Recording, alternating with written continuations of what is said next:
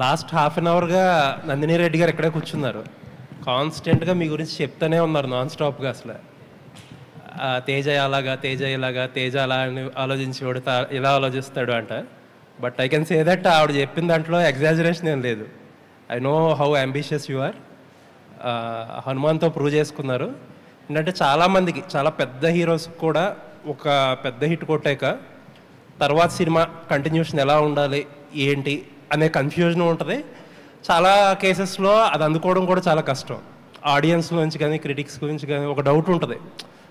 ఏంటంటే ఆబ్వియస్గా అందుకోలేరు అనే ఫిక్స్ అయిపోతారు అందరూ. బట్ గ్లిమ్స్ చూస్తుంటే you are on track and all the best. Thank you sir, thanks lot. మీరు అన్నట్టు ఏ సినిమాకి ఆ సినిమా ఇండిపెండెంట్గా చూసుకుని ముందుకు వెళ్ళటమే తప్పితే మా చేతిలో అంతకంటే ఉండదు sir. So all I can do is మళ్ళీ ఈ కథ ఇంట్రెస్టింగ్గా అనిపించిందా అనేది చూసుకుని వెళ్ళటమే తప్పితే ముందు దాంతో కంపేర్ చేసుకుంటే అసలు మనం ముందుకు వెళ్ళాం.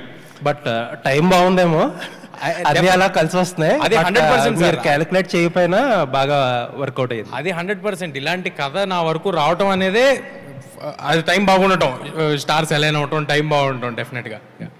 లేదండి, looks like event films hero అనిపించుకునేలా ఉన్నారు. ఏదండి? ఈవెంట్ ఫిల్మ్స్ హీరో అనిపించుకునేలా ఉన్నారు.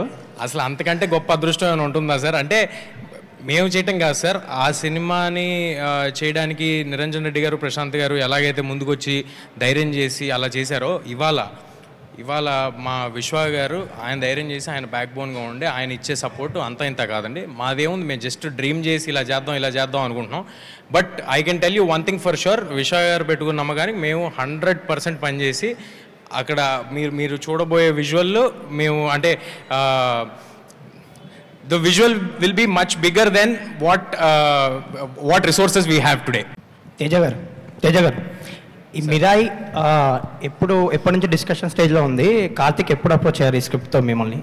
ఆల్మోస్ట్ ఒక 2 years బ్యాక్ లేదు? ఒక 1.5 అంతే అండి, 1.5 year బ్యాక్. 1.5 year బ్యాక్ మాట్లాడుకున్నాం. అంటే ఎప్పటి నుంచో కార్తిక్ గారు పరిచయం ఉండటం వల్ల ఒక ఐడియాగా ఈయన దగ్గర ఇలాంటి కథ ఉందని నాకు ముందే తెలుసు.